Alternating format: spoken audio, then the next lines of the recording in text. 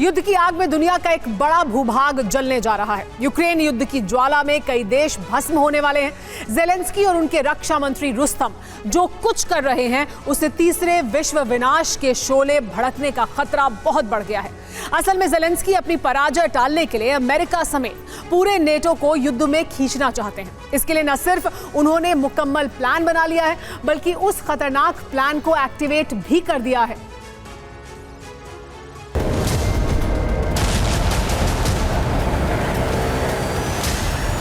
इतना बड़ा धमाका हुआ कि 30 किलोमीटर तक धरती कांप उठी।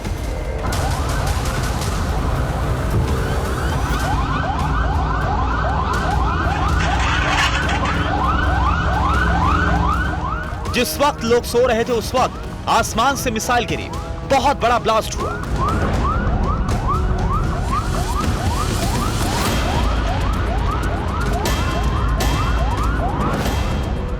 वहां मौजूद कई इमारतें बर्बाद हो गई। धमाके के साथ ही आसमान में बारूदी आग की ऊंची लपटें दिखने लगी।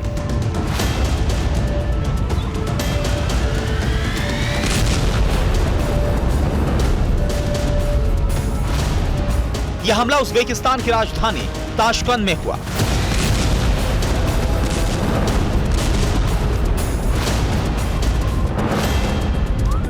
यह धमाका एयरपोर्ट पर हुआ। इसके बाद पूरे शहर में हड़कंप मच गया।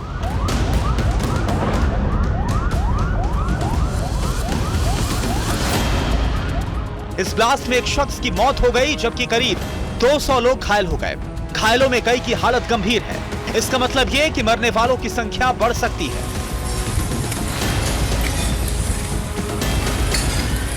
उज़्बेकिस्तान की राजधानी ताशकंद में धमाका क्यों हुआ, किसने किया, इस बात का खुलासा अब तक नहीं हो सका है। लेकिन शक है कि इस हमले के पीछे यूक्रेनी सीक्रेट सर्विस का हाथ है। आशंका यह है कि धमाका जेलेंस्की ने करवाया है।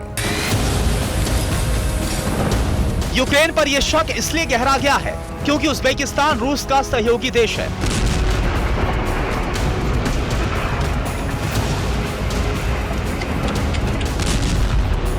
अट्ठाईस सितंबर की आधी रात को उज़्बेकिस्तान में हमला हुआ तो 27 सितंबर की रात को रोमानिया की धरती पर अटैक हुआ। यानी लगातार 2 दिन में 2 देशों की धरती पर हमला। एक देश रूस का करीबी तो दूसरा देश रोमानिया, नेटो सदस्य।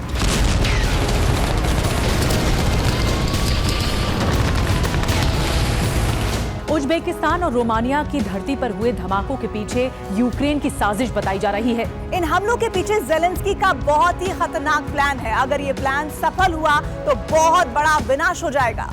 दावा किया जा रहा है कि जेलेंस्की ने उस प्लान को एक्टिवेट कर दिया है जिससे यूक्रेन युद्ध का विस्तार हो जाएगा।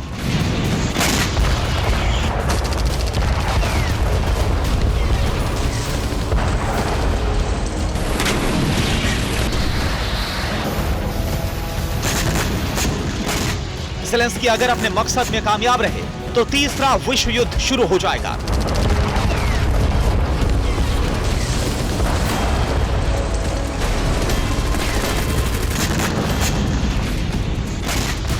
असल में रूसी हमलों से यूक्रेन पस्त होता जा रहा है। इस वक्त यूक्रेनी फोर्स हार के कगार पर खड़ी है।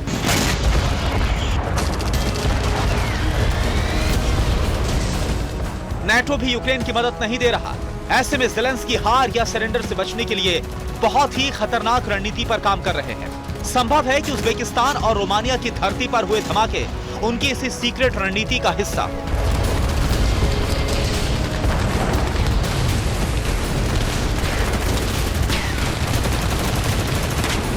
दरअसल हार से बचने के लिए जेलेंस्की सर्दियों से पहले अमेरिका और नेटो देशों को युद्ध में उतारने की तैयारी कर रहे हैं। दावा किया जा रहा है कि जेलेंस्की दुनिया को महाजंग की आग में झोंकना चाहते हैं ताकि यूक्रेन सरेंडर से बच जाए।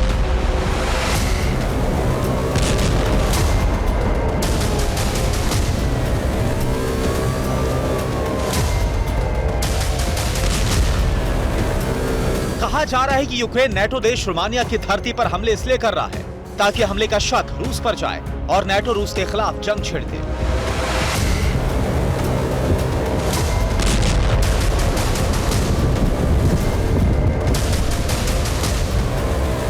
इसी तरह उज्बेकिस्तान में धमाका कर यूक्रेन रूस को उकसा रहा है। उज्बेकिस्तान रूस का सहयोगी देश है। हमले का शक नेटो पर जाएगा। ऐसे में रूस नेटो के खिलाफ महासंग्राम शुरू कर सकता है।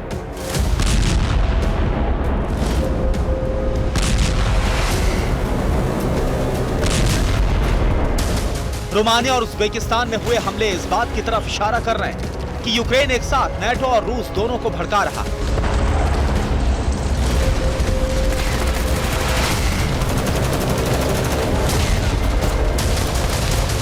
तीसरा विश्व युद्ध जल्द शुरू हो, इसलिए ज़ेलेंस्की और उनके वॉर कमांडर्स हर एक प्लानिंग पर काम कर रहे हैं। यूक्रेनी राष्ट्रपति ज़ेलेंस्की ने G7 देशों को एक चिट्ठी लिखी है। इसमें उन्होंने G7 देशों से बहुत ही खतरनाक डिमांड की है।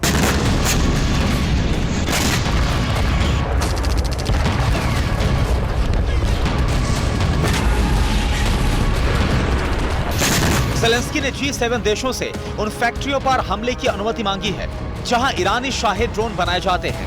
मतलब ज़ेलेंस्की की मंशा ईरान, सीरिया और रूस में मौजूद शाहिद ड्रोन बनाने वाली फैक्ट्रियों को तबाह करने की है।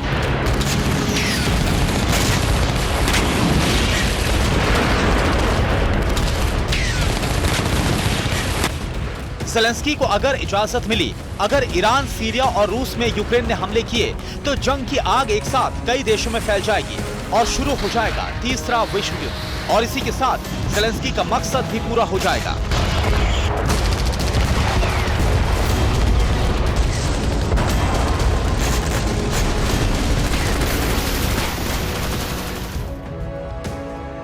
तो ज़ेलेंस्की उन देशों की हथियार फैक्ट्रियों पर भीषण हमला करना चाहते हैं जहां ईरानी शायद ड्रोन बनते हैं। ईरानी ड्रोन 3 देशों में बनते हैं, ईरान, सीरिया और रूस। ज़ेलेंस्की सेना इन्हीं देशों में मौजूद ड्रोन फैक्ट्रियों को तबाह करने का मंसूबा पाले बैठी है। ज़ेलेंस्की ने जो चिट्ठी G7 को लिखी है उसमें आरोप लगाया है कि कई पश्चिमी और यूरोपियन देशों की कंपनियां ईरानी ड्रोन बनाने के लिए पार्ट्स मुहैया करवाती हैं। ज़ेलेंस्की का यह दावा एकदम सही है। शाहिद ड्रोन बनाने के लिए ईरान को America, Switzerland, Netherlands, Germany, Canada, Japan, Poland, Turkey, Kazakhstan, Uzbekistan, Vietnam, Costa Rica, Hong Kong और यूएई कल पुर्जे बनाकर देते हैं। संभव है कि यूक्रेन ने उज्बेकिस्तान पर इसलिए बड़ा हमला किया हो। सवाल यह भी है कि ईरानी ड्रोन का इस्तेमाल कौन कौन से देश करते हैं। जवाब है ईरान, रूस और यमन के हूती विद्रोही।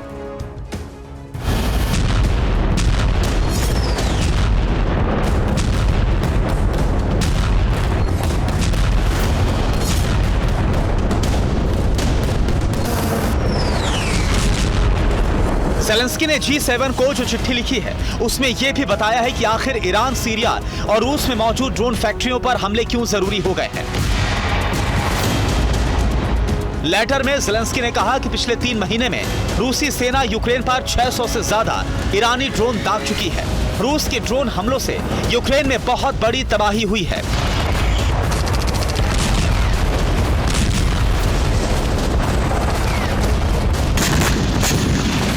यही वजह है कि ज़ेलेंस्की शाहिद ड्रोन बनाने वाली फैक्ट्रियों को जलाना चाहते हैं। ज़ेलेंस्की ने कहा कि अब वक्त आ गया है जब ईरान, सीरिया और रूस में मौजूद शाहिद ड्रोन बनाने वाली फैक्ट्रियों को तबाह कर दिया जाए। ऐसा करने पर ही यूक्रेन का वजूद बच सकता है।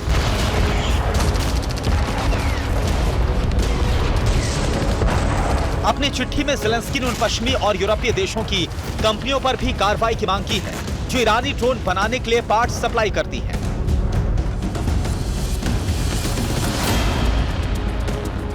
ज़ेलेंस्की की इस चिट्ठी के बाद अमेरिका ने ईरान, हांगकांग, यूएई और तुर्की की उन कंपनियों पर बैन लगा दिया जो ईरानी ड्रोन बनाने के लिए पार्ट्स सप्लाई कर रही थी।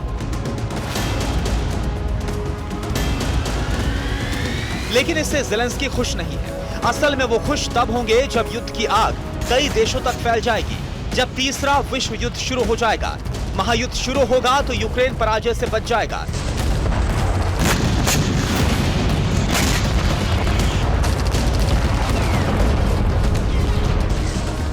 दावा किया जा रहा है कि ज़ेलेंस्की का यही सीक्रेट और खतरनाक प्लान है।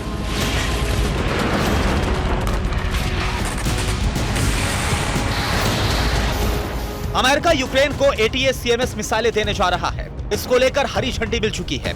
ATACMS मिसाइलें मिलते ही यूक्रेन, ईरान, सीरिया और रूस की ड्रोन फैक्ट्रियों पर प्रहार कर सकता है और इसी के साथ यूक्रेन युद्ध का विस्तार हो जाएगा, यानी तीसरा विश्व युद्ध शुरू हो जाएगा।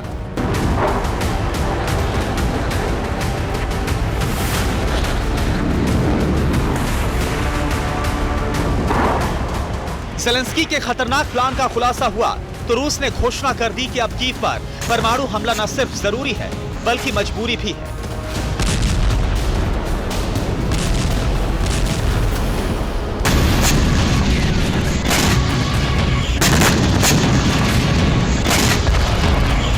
जाहिर है माहौल वैसा ही बन रहा है जैसा ज़ेलेंस्की चाहते हैं। अगर रूस ने एटमी हमला किया तो तीसरा विश्व युद्ध तय है और इस तरह ज़ेलेंस्की का ऑपरेशन वर्ल्ड वॉर सफल हो जाएगा। तबाही के मुहाने पर खड़ा यूक्रेन रेस्क्यू हो जाएगा। Bureau report, TV9 Bharatvarsh. इस वक्त की बड़ी खबर आपको बता दें, पूर्वी मोर्चे पर रूस ने बड़ा हमला किया है। यूक्रेन के टैंकों पर आर्टिलरी प्रहार किया गया है। यूक्रेन के कई टैंक नष्ट हो गए हैं। यूक्रेन के सैन्य वाहन भी तबाह हो गए हैं।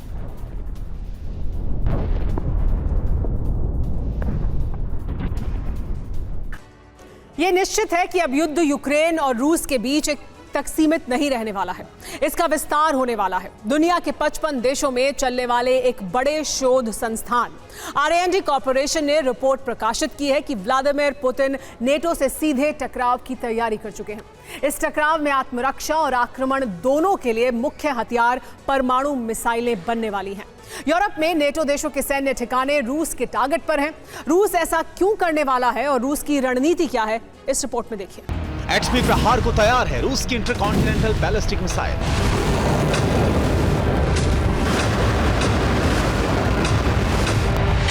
यूरोप में नेटो देशों के सैन्य बेस टारगेट पर लॉक कर दिए गए हैं।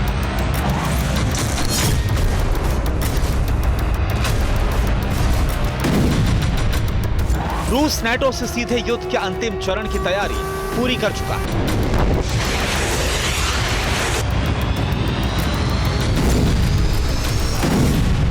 रूस को यह कदम क्यों उठाना पड़ रहा है? ऐसी क्या वजह है कि अब पुतिन ने दुनिया के सबसे बड़े युद्ध का कठोर फैसला ले लिया?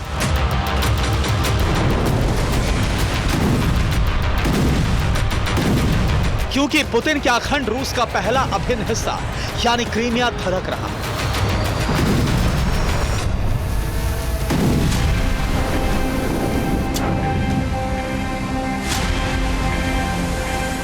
क्रीमिया पर बारूद तो यूक्रेन बरसा रहा, लेकिन इसके प्रायोजक अमेरिका और ब्रिटेन।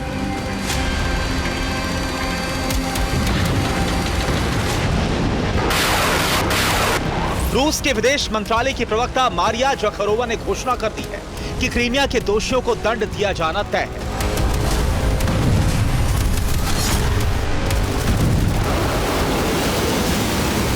घोषणा हो चुकी है, प्रतिशोध की जमीन भी तैयार हो चुकी है।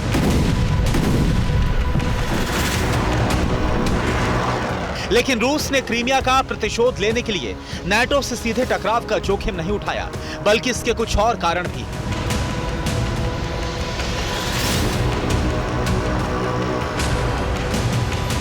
ब्रिटिश खुफिया एजेंसी ने रूस की आर्मी लीडरशिप पर एक रिपोर्ट जारी की है। इस रिपोर्ट के मुताबिक रूस की सेना नेतृत्व विहीन हो चुकी है। करीब 600 दिन से जारी युद्ध में रूस की सेना ने बड़े बड़े सैन्य अधिकारी गंवाए हैं।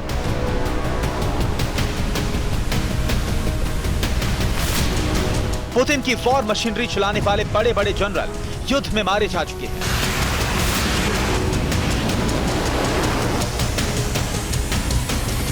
ये युद्ध में मारे जा चुके वो बड़े अधिकारी हैं जिन्होंने यूक्रेन में विशेष सैन्य ऑपरेशन की कमान संभाल रखी थी। ये पुतिन के करीबी थे और यूक्रेन विजय की जिम्मेदारी इनके कंधों पर थी।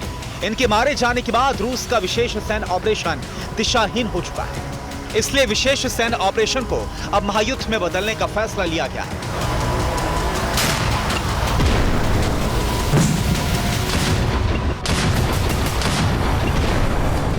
युद्ध को यूक्रेन की जमीन से रूस की जमीन तक लाने वाले दो देश अमेरिका और ब्रिटेन ही हैं, और इसलिए पुतिन ने अब नाटो से सीधे युद्ध की तैयारी कर ली है।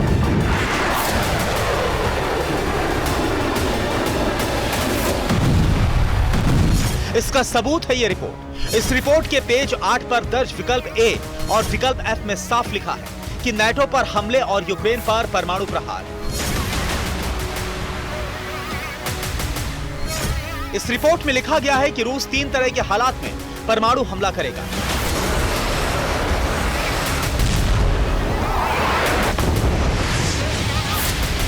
पहली स्थिति होगी कि अगर रूसी हमले में यूक्रेन में मौजूद नाटो स्टाफ की मौत हो जाए। इसके बाद अगर नाटो रूस से बदले की तैयारी करे, ऐसे में खतरे को भांपकर नाटो पर पहला परमाणु हमला कर देगा। दूसरी स्थिति होगी अगर रूस क्रीमिया में जासूसी करने वाले अमेरिकी टोही विमानों को मार गिराए। इसके बाद नाटो रूस के एयरबेस पर हमला करे तो हमले रोकने के लिए रूस परमाणु हथियार चला सकता है। तीसरी स्थिति यह होगी कि अगर यूक्रेन को नाटो से सुरक्षा गारंटी मिली और यूक्रेन रूस की जमीन पर हमले करता रहा तो पुतिन यूक्रेन पर बड़ा परमाणु हमला कर सकते हैं।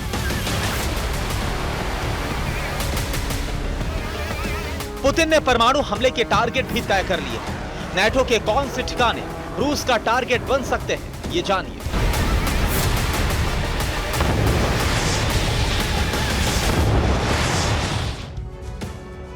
यूरोप में नेटो के एयरबेस पुतिन का टारगेट बन सकते हैं। बेल्जियम में नेटो सेनाओं का एयरबेस क्लेन ब्रोग्रेल है।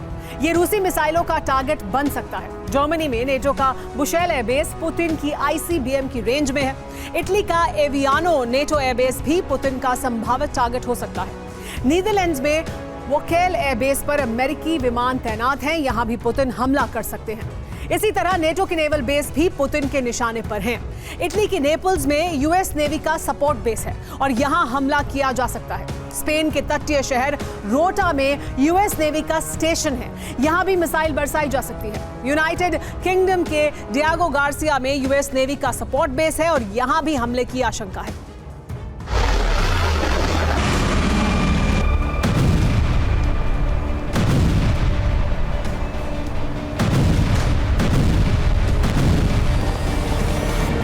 पुतिन का प्लान सिर्फ इन्हीं ठिकानों को टारगेट करना नहीं है, बल्कि इसके साथ साथ रूस के पड़ोसी देशों में बने नाटो के सैन्य ठिकानों पर भी हमले किए जा सकते हैं।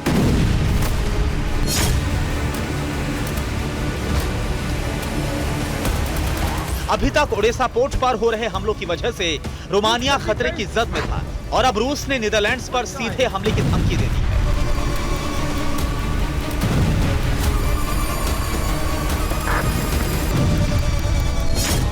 यानी अब यूक्रेन का पूरा मित्रमंडल सीधे रूस के टारगेट पर है।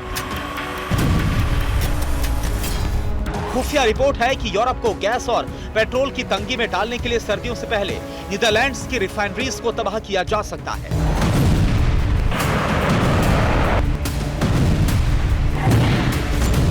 दावा यह भी किया गया है कि रूस अमेरिका और नाटो के सिस्टम को फेल करने के लिए जमीन ही नहीं बल्कि आसमान पर भी हमला करेगा।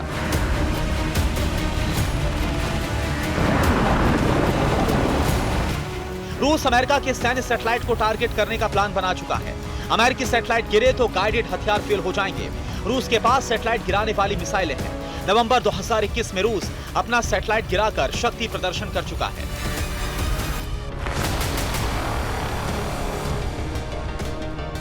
रूस ने जल थल नभ में विश्व विध्वंस की तैयारी कर ली है। रूस की जमीन दहलती रही तो यूरोप का भस्म होना निश्चित माना जा रहा है।